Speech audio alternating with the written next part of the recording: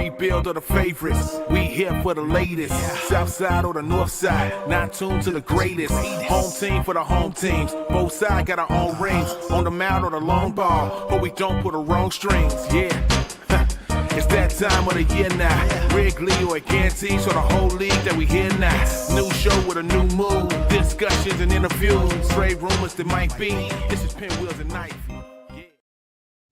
Hello and welcome to the Pinwheels pregame show. I'm Mitchell Kaminski, bringing you White Sox talk every Wednesday in the 12 o'clock hour. I hope you're excited because I am. It's opening day eve. And yes, are the White Sox expected to win many games this year? No, they're probably not. Are we coming off one of the most disappointing seasons in MLB history? Yes, we are. But you know what? That's no reason why you shouldn't be excited because we're turning the page, fresh start, 0-0, opportunity to go 1-0. We're playing the Angels, first homestand. Sean Burke on the mound. That's exciting. Tim Anderson's coming back. You know, this is how you got to look at it. First homestand, first couple games of the season. Really got an ideal draw. We got the Angels coming into town. Also not a very good team. You know, if the White Sox were so bad last year, look who is on the Angels right now. They brought back Nicky Lopez. Tim Anderson made the team. They got Yoan Moncada. It's basically the 2020. It's the White Sox. It's the White Sox of old. So if you thought those teams were bad, you're in luck because the White Sox are basically going to be playing a former version of themselves. So, you know, there's an opportunity. We could start this season 2-3. Yeah, there's no reason we can't win 2 out of these first 3. I think opening day might be a little tough, but I got faith in my guy, Sean Burke. So, you know, let's do it, baby. Day 1, Will Venable era. No reason not to get excited. You can be depressed midway through April once we go on that 10-game losing streak. Yeah, no, I think opening day is always exciting. I know I've seen a lot of discourse on Twitter about White Sox fans being like, yeah, you know, I'm not excited as in years past. And, you know, that's your prerogative. But I think every opening day, it's a blast, right? I mean, you got to love it. Baseball's fun, even if the White Sox aren't. Enjoy it.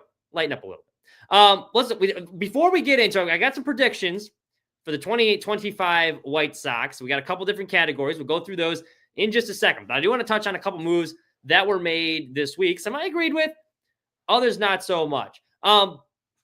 First thing is the White Sox, they released Brandon Drury. And Drury's having a really good camp. We kind of talked about this last week. You know, he had the increased bat swing. He increased his bat speed by like 5 miles an hour. One of the biggest increases we saw this offseason. He was raking in spring training, had a couple moonshot homers, looked poised to be on the opening day roster, probably the opening day DH, filling in around second base, third base utility guy. But this looked like a guy that's going to be in the lineup every day. And this is a guy who's also won a Silver Slugger award before. The White Sox kind of took a flyer on him, and he was playing well. This looked like a candidate that you could trade at the deadline. But he gets hit in the hand with a pitch, fractures his hand, and the White Sox, a couple days later, they decide we're going to release him. A lot of White Sox fans were upset about this. And I get it because Drury was someone that, you know, he was a guy that a lot of people liked. They were high on. I was high on him too. I thought the White Sox kind of found a pot of gold with Drury just because they had him on this minor league deal. And he'd been a guy that some people, you know, Southside Zoe included, if you listen to Pinwheels and Ivy of old, that's a guy he was a big fan of too. So I get why fans were upset, but it really didn't make any sense for this team, for them to keep him on the roster because he was on a minor league contract. They would have had to add him to the roster. So that's taking away a roster spot from somebody else. And then you're just going to be putting him on the IL for a couple months. The White Sox have a history of abusing not using the injury list correctly. Well, they'll have a guy they should be putting on the IL and they'll leave him on the roster injured anyway. So this was another one of those where, hey, you know what? I actually think the White Sox did the right thing. It made no sense for a guy that outside of this year, let's be honest, probably wouldn't be with the team.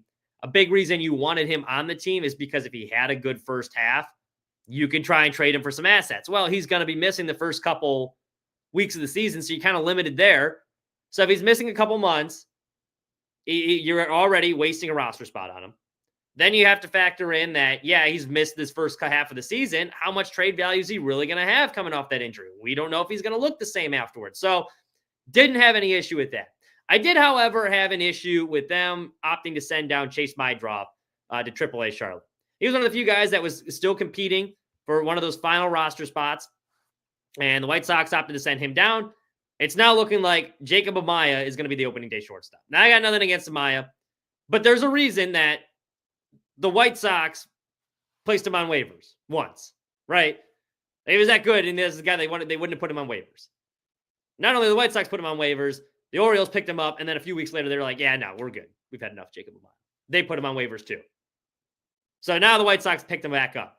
Literally, it's literally their ex came crawling back because they were desperate. Jacob Amaya, I think, is a fine fielder. I think for a team that's lacked defensively, you could do a lot worse than Jacob Amaya. But he's already 26 years old. His minor league numbers have not been all that impressive. His offensive numbers in the major leagues have not all that impressive. He had about 70 at-bats last year and hit under 200. This year, this spring training, I think he had 34 at-bats. He had 6 hits. So now, spring training numbers, I'm not going to put too much stock into those. I don't care about poor spring training performance, but we've seen a large enough sample size of this guy hitting professionally where, he's offensively, Jacob Amaya ain't it. Chase, and I don't think he's a long-term piece of the future either. So they're going to go with Brooks Baldwin, it looks like, or Lenyn Sosa at second base. Probably Lenyn Sosa at second, and I would imagine Amaya is going to be the starting shortstop, maybe Baldwin. A mix of those three, that's who's going to be in the middle infield. I think if you look at Sosa outside of this year, do you really see him staying long-term? No, but I get you didn't want to DFA him. They had to keep Sosa on the roster because if he didn't make the roster, they would have had to place him on waivers. So I get why you kept Sosa. Baldwin's got, they want to give him a look, fine. But to take Amaya over my drop, that doesn't make a whole lot of sense to me. They're taking a similar approach like they did with Colson Montgomery. However, Montgomery I agreed with because unlike, Montgomery had some back issues in camp. Like they gave him the opportunity to compete for the job. He had some back issues, missed some time. They're like, you know what? We want to give you more extending playing time. We're going to have you go back down to Charlotte for the first couple months of the season, refine some things, work on making the routine plays, get a little bit more offensive consistency, and then we'll call you back up. That I'm perfectly okay with. The difference is, though, Chase Mydroff has already, unlike Colson Montgomery, he has nothing to prove in AAA. Like Colson could not hit, he was batting .214 in Charlotte last year with 164 strikeouts. Like there's still plenty for him to work on. That's why I'm fine with it. Chase Mydroff led all AAA in on-base percentage. Led all of AAA in walks. He's already showing, over 400 OBP. What are we doing here? He's got nothing left to prove. We've seen him be a reliable fielder.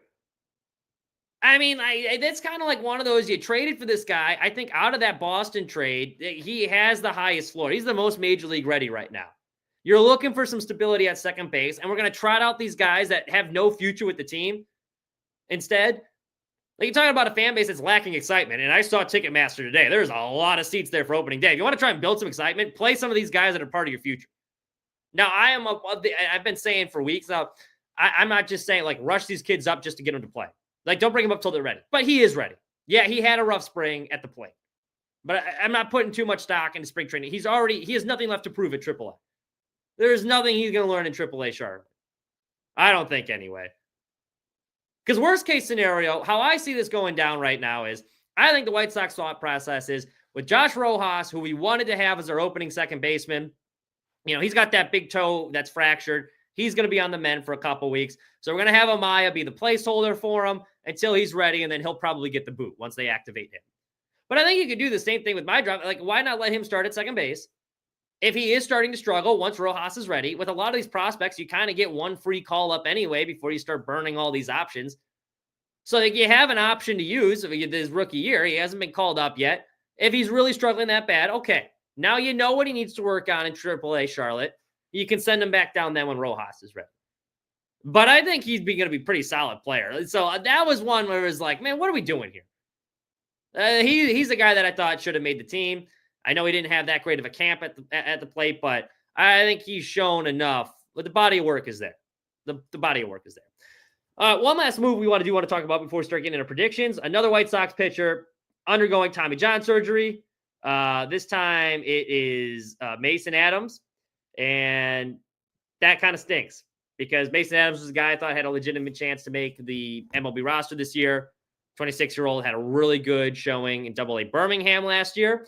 He had a 2.44 ERA and 103 in a third innings in Birmingham. Got called up to Charlotte, got roughed up a little bit in his 5 starts, but I think the stuff's there.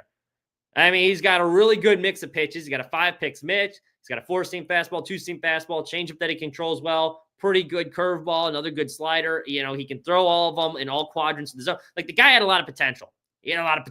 That one hurt. And you have 6 guys that have gone down with Tommy John, I believe. my math's correct. That's a little concerning. And I don't know what they're teaching these guys in the camp, but to have that many go down, it's like, I wonder if there's something to that.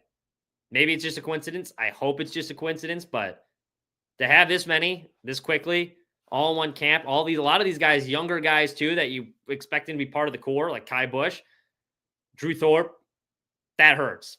That one really hurts. All right, let's get into predictions for this season. Now, I'm a little bit more optimistic than most, but we're going to try and be realistic with these, not to be too much of a homer. Now, I'm going to warn you before we put this up, this was a very poorly made. This is kind of like throwback to my school days, slapping together some PowerPoint right before the deadline, and it shows. So, don't judge me too much, but here we go. All right, let's start off. Which pitcher is going to lead the White Sox in wins? I thought this is an interesting question just because I don't think wins are a great stat, but the White Sox, given they won 41 games last year, that wins were hard to come by because you had some of their better pitchers. Davis Martin was one of their better pitchers late in the year. He went 0-5. And a lot of that was just because they didn't score any runs when he was making a lot of the starts. And so I thought this is going to be an interesting one. I'm going with Martin Perez, the veteran that was brought in. I thought he was going to be the opening day starter. I was happy they actually went with Burke and went it off merit, but I think it's going to be Perez because of this. Now, his career high in wins was during his lone all-star season when he had 12. I think it's going to be right around there. I think 12 wins is about what the White Sox, whoever's going to lead the team in wins, will be. I think he's going to get 12 wins, and that's going to lead the White Sox team. I don't think he's going to get 12 because he's going to have some stellar season. I think he's going to get 12 because he's going to make the most starts for this White Sox. He was brought in to be an innings eater. You got a lot of young arms in this bullpen. We have a lot of guys that have had some Tommy John surgery, and I think there's going to be some fluctuation in this bullpen. If Jonathan Cannon starts the season in the rotation, I think there's a good chance he gets moved out of the rotation because I've seen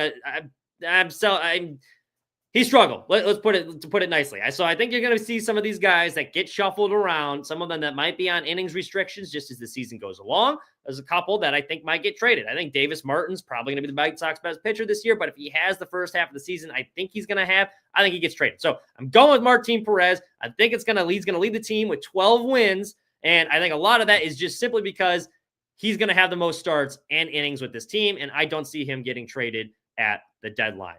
Which starter will have the best ERA? And I'm going to try and pick what it is. I'm going with Davis Martin. I think he's going to have a big year. I think that kick change we saw in spring training looked really good, and a lot of those results carried over. He was solid in the cup of coffee he had at the end of last season, and I think he's going to be even better. So I think he's going to lead the White Sox rotation. I'm going to preface this which starter is going to be the best ERA. I think it's going to be a 3.93 ERA. Very solid season. That will be the best starter in the White Sox rotation. Now, a lot of this is going to come down to their team defense, too. Some of that is a little bit questionable, but if Travis Jankowski makes the team, I think your left field and center field defense pretty solid. Now, that's also kind of be depending if Andrew Benintendi does come back for opening day. It looks like he is going to be ready, so we'll see who's starting there. But I think Davis Martin will have the best ERA, and I have him at a 3.93 ERA. Who will lead the White Sox in home runs? Now, the obvious answer is Luis Robert Jr., but I'm going with Andrew Vaughn because I think Jr. is going to be traded at the deadline. I'm going to call him Robert, not Jr. Let's not do Ken Griffey Jr. dirty like that. But I think it's going to be Andrew Vaughn because, again, I think Luis Robert Jr. is going to get traded. The White Sox have made it clear with their intentions with Luis Robert. They've tried to trade him this offseason. He did. It looked like he was starting to heat up at camp. So I think Robert, right around the trade deadline time, I think there's a good chance he has 15 to 20 home runs around that time. And I think that's going to be enough to attract some interest. So I think Robert gets traded at the deadline. I think he's going to probably have about 18 home runs then. Robert will be leading the team the first half of the season. Once he is traded, though, I think Andrew Vaughn eventually catches him. I got Vaughn leading the team with 22 homers. Is that great? No, but that's about what his average has been. He's going to probably be one of the more consistent guys you see. He was the only guy in this White Sox lineup that I think had solidified his spot in the infield. He's going to be the everyday first baseman for the most part. And so I think you see Vaughn, once again, much to the chagrin of White Sox fans, he hits about 250. He's going to have about 22 homers, and we'll get to the RBIs a little bit later, but I think he's going to have about 75 RBIs because that's what Andrew Vaughn does. It's just an Andrew Vaughn, a typical underwhelming Andrew Vaughn season, but it's going to be enough to lead the White Sox in home runs. Biggest bounce back season. There's a lot of candidates for this one. I'm going with the guy that had the worst season last year, one of the worst seasons in baseball, Miguel Vargas, for a couple of reasons. One, I think it was so bad last season. If it's not at least slightly improved, we have a massive problem. So I do think he has the most room for improvement. So it's a little bit of cheating. But I actually do think Vargas looked good. There's a lot made about his defense early in spring training. You know, he kind of botched a couple balls, did the old Roger Dorn Olay shit on one of them. Now, it was smoked at like over 100 miles an hour. So I'll give him a pass. It's not like, you know, keyboard warrior over here is going to get in front of a 102-mile-an-hour ground ball, because I'm not. Let's be honest. Got to protect his face. But outside of that, the defense really did improve as spring training went along. He was looking a little bit more comfortable in that position. I think a lot of it's just going to be finding his best fit. Does he play in left field? I don't think he does. They play him at first base. Again, I don't really think he does. I think third base is kind of where they're going to be trying to push him there. So as long as he's a serviceable third baseman, I do think the offensive numbers are going to improve. There's another guy that improved his swing speed. He bulked up a lot. He was eating a bunch of beans and rice over the offseason. He's added some muscle. It showed in spring training. He was tattooing balls. So I think Miguel Vargas is going to have the biggest bounce back season for the White Sox. One, because he had a terrible year last year. He's got the most room for improvement. But number two is just because I genuinely do think that he is going to improve. This is a guy that Gene Watson had identified early in the offseason. They say who, because they were interviewing him. I forget who it was. I think it was the Chicago Sports Network, but they were interviewing him and they were asking Gene Watson, you know, where's the offense going to come from? You know, these guys have said you're not going to spend much money in free agency. One of the worst offenses in baseball last year.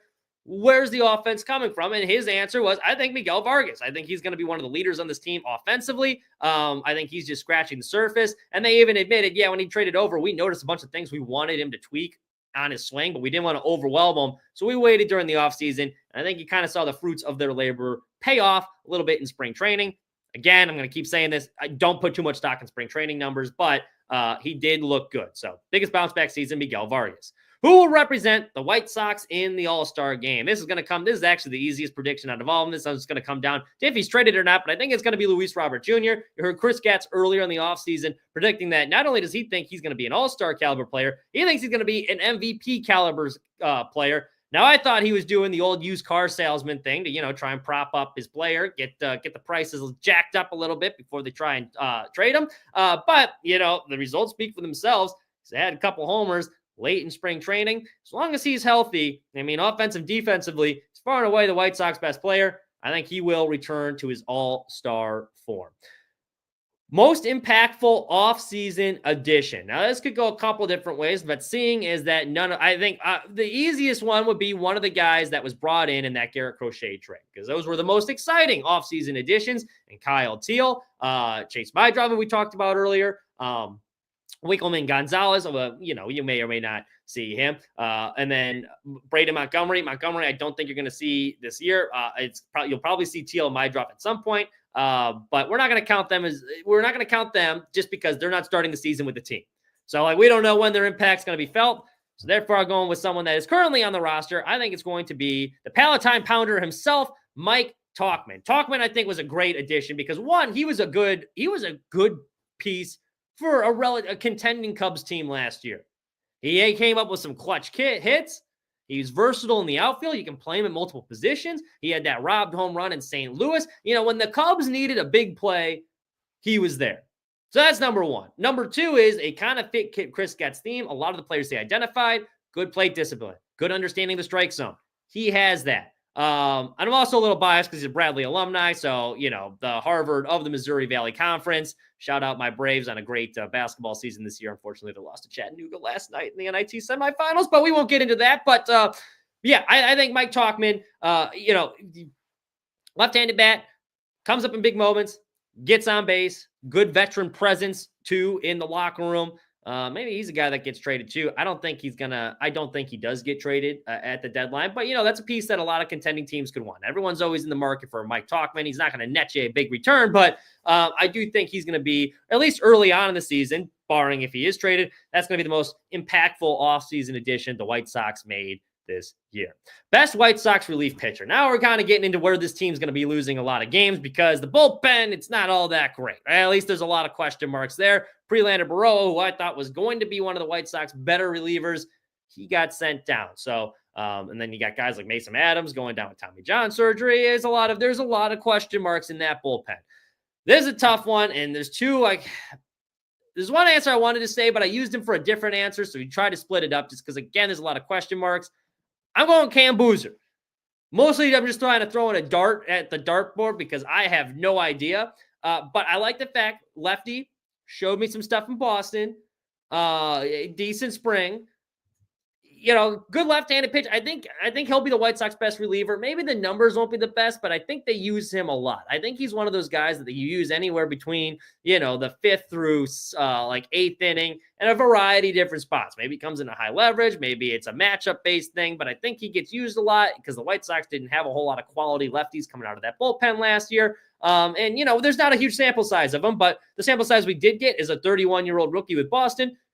Pretty good. So I'm holding out hope. I think he could be an effective reliever for the White Sox. I don't know those numbers going to jump off the page. Probably not. But again, this is a White Sox bullpen I don't think is going to be very good. So Cam Boozer is who I'm going with. And he's also got a great South Side. I mean, Cam Boozer is a great name. You're sitting in the bleachers on an August day. Who do you want to see coming out of the bullpen? Cam Boozer. Yeah, it's just a fun name to say. So who leads the White Sox bullpen in saves?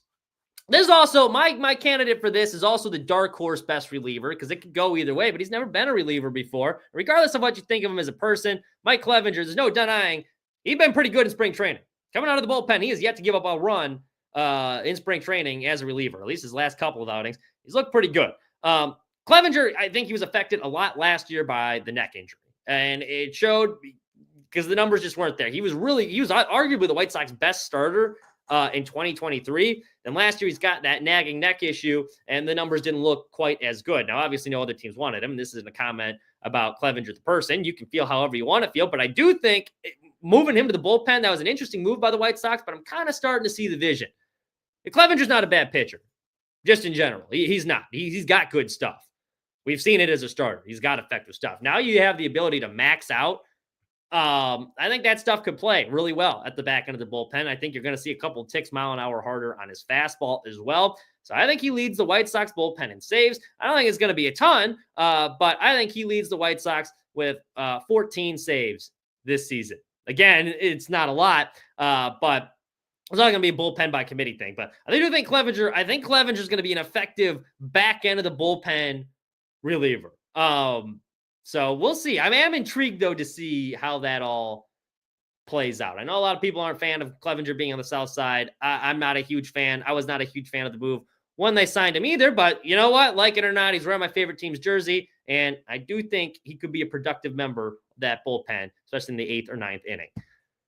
What will the White Sox record be? Now, before we get in that, I did want to throw in, I didn't have the graphic on there. Who leads the team in RBIs? I'm going Andrew Vaughn with that one as well. I think he's going to lead the team with about 80 RBIs on the year. Again, it's just because I think Robert is going to be the best run producer, but I think he gets traded. So Vaughn by default, because he's going to spend the whole year with the team, he gets that nod. So what will the White Sox record be? Now, I said it last podcast. I have changed it once again, and this is what I'm going with. I'm a little bit too bullish initially when I was in the CHGO podcast, and then I revised it last week. So I keep taking wins off. The added injuries have not helped. But again, this white total might surprise you. I do think the White Sox are going to be a lot better than what people think. I got the White Sox at 62 and 101. Actually, that should be 61 and 102 because only 162 games in the season. The math off. But I got the White Sox winning 61 games this season. And look, I think that'd be a big year for the White Sox. I think it would be an ideal season because, one, you're probably still around the worst record in baseball, losing 100 games. Right? Maybe the Rockies would be worse, but you're going to be getting a good draft pick. But that is an exponential improvement from the season before. It's a 20-game improvement. I think number one that's going to help with that is having Will Venable as the manager. I think that's 2 to 3 wins right there, just having a competent manager in the dugout. The coaching staff is very good. They've assembled a good group of guys here. I think bringing Grady Sizemore back was good. I like Ethan Katz a lot. I think he's a good pitching coach. So that's number one. The starting rotation, I think, is much improved. It's a lot deeper than it was last year. Davis Martin, I think, is going to be very good. Sean Burke, I think, is going to be very good. Martin Perez, solid veteran. And then you got a lot of question marks. There are some question marks with Jonathan Cannon, of course. And, when does Hagen Smith come up? If he does come up, you got a lot of these guys fighting for spots for the back half of that starting rotation. But I think you're going to see some quality innings out of them. And offensively, there's not a whole lot of big names. This is a roster of like not who's who, it's who is that guy. It's basically what it is. But I think you have more professional hitters. You got some more professional hitters. They brought in a lot of guys that get on base. They brought in a lot of guys that draw walks. You have some good veterans in the room. So I think all of that mixed together in a very winnable division. Like, look, I know that was 3 playoff teams last year, but the Twins, I think, are not going to be significantly improved. It's not a juggernaut of the team. Kansas City's going to be good, but that's basically Bobby Witt Jr. And you got a veteran in Salvador Perez, but it's not like, again, it's not like they're a World Series contender. The Tigers are exciting, but it's not a juggernaut of a division. It's not. You got 3 very solid teams, but let's not act like these are all World Series contenders here. So it's winnable. There's going to be some winnable games. I don't think they win the division. I think they finish last out of those 4 teams, but there's no reason this team cannot win 61 games. So that is the record. I'm going with, was my math right there? This is why I do, so 101. I was 1 off. I guess it was right. Yeah, I had that. I did have that right. My math was right. So 101, 62, 101. But anyway, that's all we have for you. Let me know what your predictions are. Drop them in the comments. Make sure you're watching every Wednesday at noon. This is the Pinwheels pregame show. We're bringing the White Sox talk. Season's going to start, so I'm sure we'll have some thoughts after what we witnessed on opening day tomorrow and throughout the rest of the year. If you're going to the game, don't boo Tim Anderson. There's no reason to boo Tim Anderson. I think most people wouldn't boo Tim Anderson, but that guy did a lot for the White Sox. Now, if you want to feel, I usually don't tell people how to fan. I don't really care. I wouldn't boo Moncada, but if you wanted to boo him, by all means. Nicky Lopez, you should give him a standing ovation. That's the pride of Naperville right there. But TA, I'm happy he made the team. This is kind of his last chance at the career. But let's think of recent White Sox memories, because there's not a whole lot of good ones. We had one really, really fun season. But a lot of my favorite White Sox memories from the past 5-10 years, Tim Anderson's been a part of. Field of Dreams game was probably outside of the Leary home run in that playoff game. But that was probably the best moment we've had as White Sox fans in recent memory. And that was because of Tim Anderson. Tim Anderson kind of pushed us in the national spotlight. The bat flip against Brad Keller.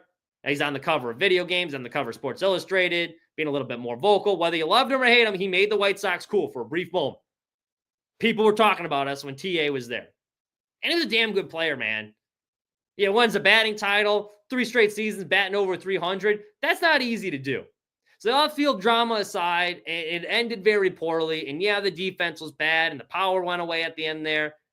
TA was a damn good player for the I think he cared a lot about the South Side. I never questioned his effort, and a lot of the best moments we've had in recent memory, he was at the center. So don't boo. I feel like most Sox fans wouldn't. Most Sox fans are pretty smart,